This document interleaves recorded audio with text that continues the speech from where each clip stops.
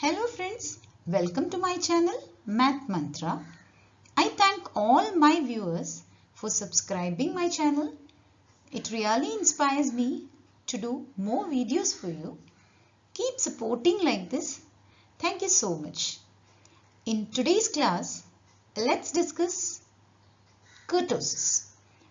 I have done two of my previous videos on skewness and normal distribution. If you haven't watched it, please watch it to get a continuity for today's video. In this video, let's discuss kurtosis, its property, types of kurtosis, its measurement, shape of the curve and comparison with normal distribution curve. If you are new to my channel, please do like, share and subscribe my channel for more videos. So let's get started with the topic. Let's begin with the definition of kurtosis. Kurtosis describes the shape of a probability distribution. From the value of the kurtosis, we can identify the shape of the curve easily. It measures the heaviness of the distribution. From the value, what we get for kurtosis, we can find out is the curve is peaked or flat with respect to normal distribution.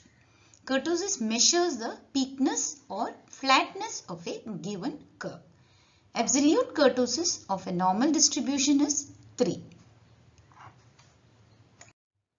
Now let's see how we can measure the kurtosis of a distribution. For that, we have to find beta 2 value. Here beta 2 is given by summation over I varying from 1 to n xi minus mu by sigma whole to the power 4 divided by n. Here xi represent observations in the given distribution, mu represent mean of the data, sigma represents standard deviation, n represent number of observations. So from the value of beta 2 we can identify what type of distribution we have.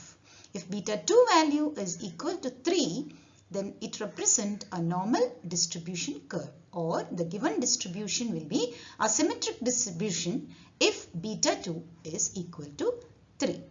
Now let's see in detail regarding the other type of distribution based on the value of beta 2. Now let's see the curve representing different values of beta 2. As I have already discussed, beta 2 is equal to 3 represent a normal distribution curve. It is also called mesokurtic curve or mesokurtic distribution.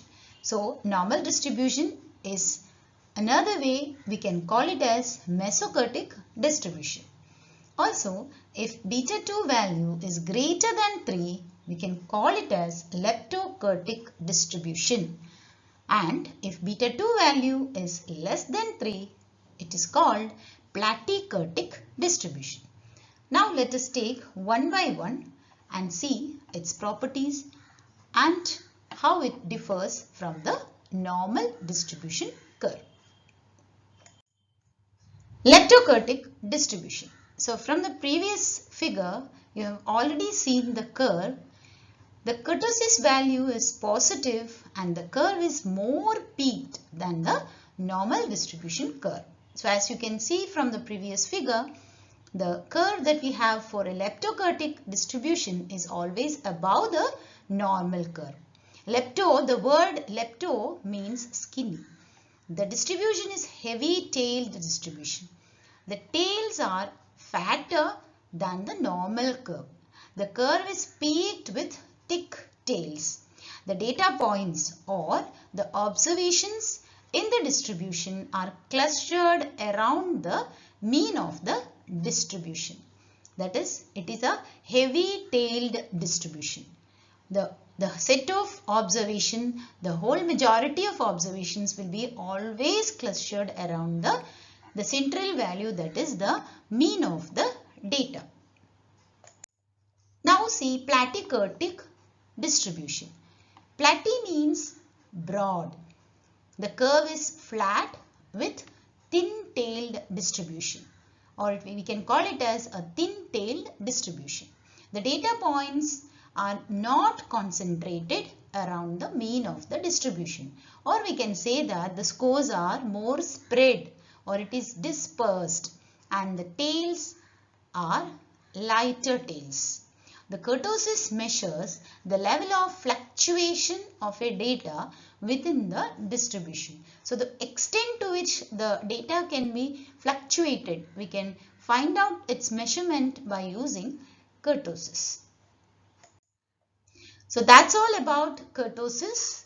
I hope today's video was helpful for you in understanding the concept of kurtosis with respect to a normal distribution curve, different types of kurtosis and its graphical representation, the curve representing different types of kurtosis. So that's all for today's topic. See you soon with yet another topic in statistics. Till then, thank you all.